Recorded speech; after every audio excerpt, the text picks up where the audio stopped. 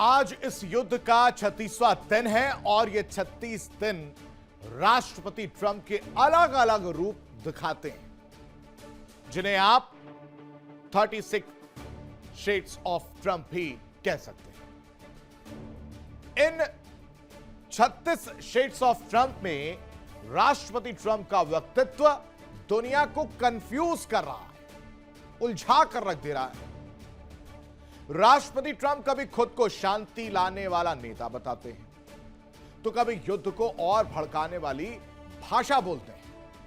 कभी वो अमेरिका को सुरक्षित बनाने की बात करते हैं, तो कभी ऐसे फैसले लेते हैं जिनसे दुनिया अस्थिर होती दिखती है। उनकी राजनीति में एक पैटर्न इस वक्त साफ नजर आता है। बड़े दावे, कड़े शब्द और अचानक फैसले, लेकिन सवाल ये कि क्या ये रणनीति है या ये सिर्फ और सिर्फ अनिश्चितता है। चलिए अब आपको कुछ खास बारूदी बयान दिखाते हैं, कैसे ट्रंप साहब जो है वो बयान देते हुए नजर आते हैं। बयान नंबर 1, ये युद्ध है और हम युद्ध में, बातचीत अभी जारी रहेगी। ये बयान नंबर 1, ये बयान आपने सुना होगा। अब बयान नंबर 2 क्या है वो भी देखिए। थोड़ा और समय मिले तो हॉर्मूज खोलकर तेल की नदियां बहा देंगे। ट्रंप साहब हैं, यहां से लेकर वहां तक की जो उनकी बयानबाजी है उसमें ऐसे ही है। ये ग्राफ ऐसे ही बना हुआ है। स्टेट ऑफ हॉर्मूज को लेकर कल तक जो डोनाल्ड ट्रंप कह रहे थे, अब जो कह रहे हैं उसमें जमीन आसमान का अंतर हो गया है। तीसरी बात, अमेरिका के लिए हॉर्मूज जरूरी नहीं, जिन्हें जरूरत है वो जाकर खुलवा। अब देखिए, यहां पर कुछ और कहा, यहां पर कुछ और कह दिए कि हमें जरूरत नहीं है, जिसे जरूरत है वो जाए, वो जाके स्ट्रेट ऑफ हॉर्मूज खुलवा दे। फिर क्या, ईरान को तबाह कर देंगे। पाषाण युग में भेजने की धमकी तक उन्होंने जब राष्ट्र को संबोधित किया था तब दिया था, जिसका समर्थन करते हुए पीट हेग्सेथ नजर आए थे। फिर कैसे पलटे वो समझिए। बचे खुचे ईरान की अभी तबाही शुरू नहीं की। ये 5 बयान ये बताते हैं कि डोनाल्ड ट्रंप अपने बयानों से कैसे पलटी मार जाते हैं, कैसे अपने ही बयानों से भागते हुए नजर आते हैं, कंफ्यूज कर देते हैं। और इसी वजह से, इसी कंफ्यूजन की वजह से उनको लेकर तमाम तरह के सवाल उठते हैं, तमाम तरह के सवाल पूछे जा रहे हैं सोशल मीडिया से लेकर हर जगह, और मीम जो है वो बनाए जा रहे हैं। ये बारूदी बयान है जिसमें कहते हैं कि ये युद्ध है और हम युद्ध में, बातचीत अभी जारी रहेगी। ये इस तरह के बयान दे। लेकिन अमेरिका के पूर्व राष्ट्रीय सुरक्षा सलाहकार जॉन बोल्टन ने भी बड़ा बयान दिया है। उन्होंने ट्रंप की बातों को समझ से परे करार दे दिया कि ये क्या बोल रहे हैं, मुझे खुद नहीं समझ में आ रहा। ये पूर्व राष्ट्रीय सुरक्षा सलाहकार रहे जॉन बोल्टन, ये नाम दिमाग में रखिएगा। वो खुद कह रहे हैं कि ट्रंप को समझना वो नामुमकिन है। समझ से परे बातें करते हैं डोनाल्ड ट्रंप। इसके अलावा उन्होंने कहा कि आगे क्या इस युद्ध में होने वाला है, इसका कोई मकसद साफ नहीं, यानी कोई पिक्चर, कोई प्लानिंग डोनाल्ड ट्रंप के पास नहीं है। चलिए आइए देखते हैं जॉन बोल्टन ने ट्रंप के बयान को क्यों समझ से परे करार दिया है। इस ग्राफिक्स के जरिए आप समझिए। शेड्स ऑफ ट्रंप अब क्या करें। ट्रंप की बातें समझ से परे, युद्ध का मकसद साफ नहीं है। ट्रंप जो बातें करते हैं उसमें विरोधाभास नजर आती है। क्या परमाणु कार्यक्रम को निशाना बनाना यह सवाल है? क्या मकसद बैलिस्टिक मिसाइलें हैं? और इन सब चीजों को लेकर ट्रंप अभी भी उलझन में है, कंफ्यूज हो चुके हैं। ट्रंप बताएं, ईरान युद्ध के लक्ष्य क्या है, क्या टारगेट है, क्या हासिल करना चाहते हैं, यही क्लियर नहीं कर पा रहे। युद्ध के लिए कोई डेडलाइन नहीं है और इस वजह से ट्रंप को टारगेट तय करने चाहिए। और अभी क्या तस्वीर है? वो है कि युद्ध लंबे समय तक चल सकता है। अब सवाल यह उठ रहा है कि क्या यह बयान अमेरिका की रणनीति में किसी बड़े बदलाव का संकेत है या फिर जंग के बीचों बीच कूटनीति की एक नई परिभाषा गढ़ी जा रही है? क्या है? रिपोर्ट देखिए।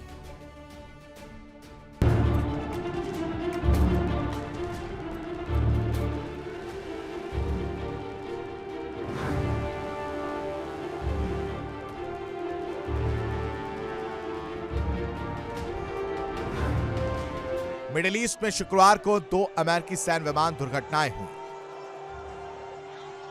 जिससे संघर्ष में तनाव और बढ़ गया।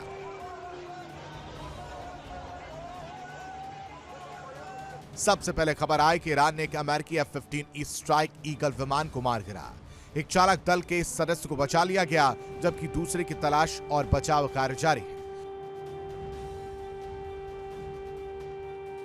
हालांकि दूसरे चालक दल के सदस्य के बारे में अलग अलग बयान सामने आ रहे हैं।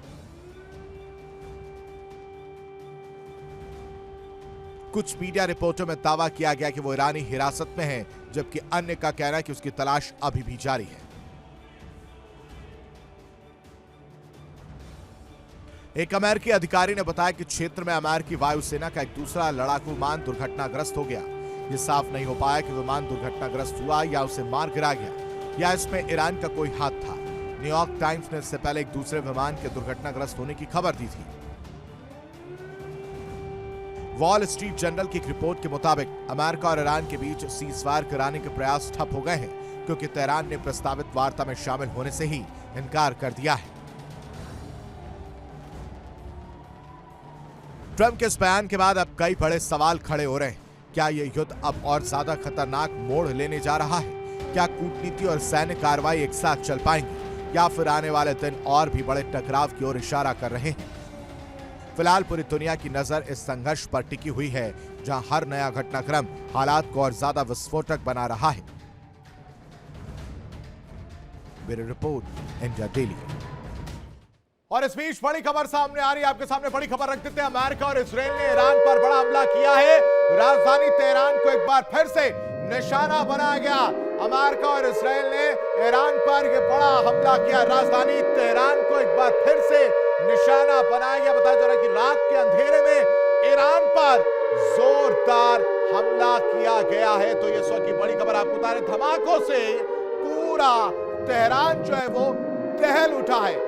लगातार राजधानी को निशाना बनाने की खबर सामने आ रही है। अमेरिका और इजरायल मिलकर ईरान पर लगातार हमले करते हुए नजर आ रहे हैं। राजधानी तेहरान को निशाना बनाया गया। तस्वीरें भी निकलकर सामने आई है। तस्वीरें आप देखिए किस तरह से जो है वो निशाना बनाया गया। तेहरान पर लगातार एक के बाद एक कई हमले जो है वो अमेरिका और इजरायल मिलकर कर रहे हैं और नुकसान पहुंचाया जा रहा है। ये वो तस्वीर है कि किस तरह से जो अटैक है वो किया जा रहा है। और यहां पर आप देखेंगे पूरी तरह से ये जो आवाज गूंज रही है वो ये बता रही कि हमला कितना भीषण था।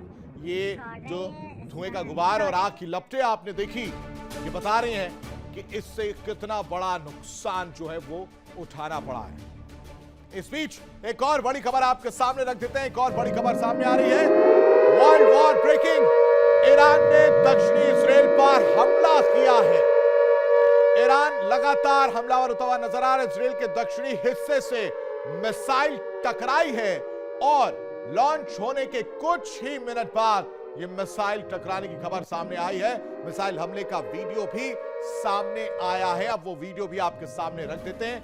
ये वो वीडियो है जहां पर जैसे मिसाइल लॉन्च किया गया और फिर उसके बाद से आप यहां पर देख सकते हैं कि मिसाइल जो है वो आती है और ये पूरा कर्व होते हुए धीरे से जहां पर जो टारगेट सेट है वहां पर जाकर ये मिसाइल गिर जाती है और उसके बाद से यहां पर देखिए ये आग की लपटें और धुएं का गुबार आपको नजर आएगा। ये भीषण हमला किया गया और नुकसान जो है वो उठाया गया है।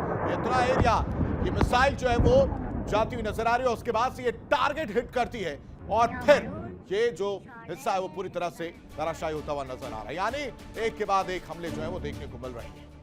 रात के अंधेरे में ईरान पर जोरदार हमला जो है वो अमेरिका इजराइल मिलकर करते हुए नजर आ रहे हैं। रात के अंधेरे का फायदा उठाया जा रहा है और हमला किया जा रहा है। दूसरी तरफ ईरान ने दक्षिणी इजराइल पर भी हमला किया, यानी ईरान हर उस हमले का जवाब दे रहा है जो इजराइल और अमेरिका मिलकर करते हुए नजर आ रहा है। और इस बार जवाब दिया दक्षिणी इजराइल पर, उस पर टारगेट कर दिया। मिडिल ईस्ट में जंग का तापमान जो है इस वक्त वो अब खतरनाक स्तर पर पहुंच चुका है। कूटनीति फेल होती दिख रही है और मिसाइलों की भाषा इस वक्त हावी हो चुकी है। ईरान ने अमेरिका के 48 घंटे के युद्ध विराम प्रस्ताव को ठुकरा दिया है, मानो करारा तमाचा मारा हो। कहा कि आप युद्ध विराम की बात करते लेकिन हम नहीं करेंगे। और ये 48 घंटे का युद्ध विराम क्या होता है? जब जो मन में आया उस तरह से स्टेप ले लिए, उस तरह के बयान आपने दे दिए और फिर आपने 48 घंटे का युद्ध विराम प्रस्ताव रख दिया, नहीं चाहिए, और ठुकरा दिया। और इसी के साथ जंग का दायरा और तेजी से बढ़ गया, क्योंकि एक तरफ यूएस ने प्रस्ताव तो भिजवाया यह सोचकर कि शायद जो अपने हसीन सपने डोनाल्ड ट्रंप ने सोचे हैं कि कमर तोड़ दी है, बैकफुट पर है ईरान, तो प्रस्ताव भी मान जाएगा। लेकिन हुआ इसके विपरीत, हुआ इसके जस्ट अपोजिट और उल्टा। 48 घंटे का जो प्रस्ताव रखा गया था उसे ठोकर मार दी। तीसरे देश के जरिए दर्शकों यूएस ने हिमाकत की कि प्रस्ताव भेज दिया, यानी कूटनीतिक कोशिशें पूरी तरह से नाकाम नजर आ रही हैं। बातचीत की जगह अब भरोसा हथियारों पर है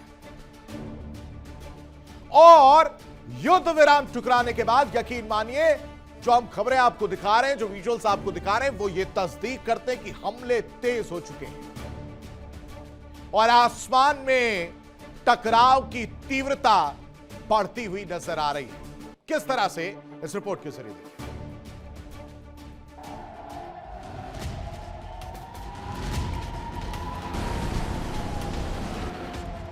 ईरान ने ठुकराया युद्ध विराम, अमेरिका ने भेजा था प्रस्ताव। क्या अब और भड़केगा युद्ध? ईरान ने जंग के बीच अमेरिका के 48 घंटे के युद्ध विराम प्रस्ताव को साफ तौर पर खारिज कर दिया है। बताया जा रहा है कि यह प्रस्ताव एक तीसरे देश के जरिए तेहरान तक पहुंचाया गया था, लेकिन कूटनीतिक कोशिशें नाकाम रहीं और अब हालात और ज्यादा विस्फोटक हो गए। इस बीच सैन्य टकराव भी तेज हो गया है। ईरान का दावा है कि उसने अमेरिकी लड़ाकू विमानों को मार गिराया है।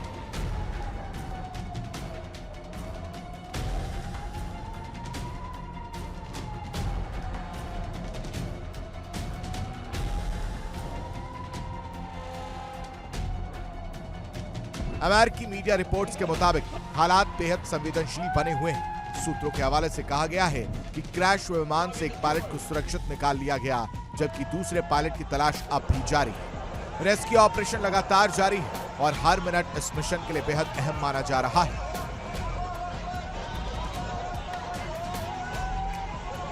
तकनीकी जानकारी के मुताबिक जिन विमानों को निशाना बनाया गया उनमें F-35 और F-15 स्ट्राइक ईगल शामिल है।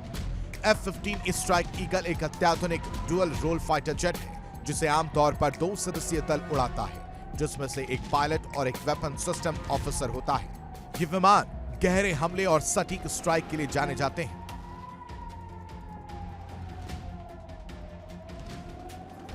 यानी साफ है, कूटनीति के दरवाजे बंद होते दिख रहे हैं और जंग अब और खतरनाक मोड़ ले रही है। एक तरफ सीज फायर ठुकराया गया, दूसरी तरफ आसमान में जारी है हाईटेक जंग। अब सवाल यह है कि हालात और बिगड़ेंगे या फिर कोई नया कूटनीतिक रास्ता निकलेगा।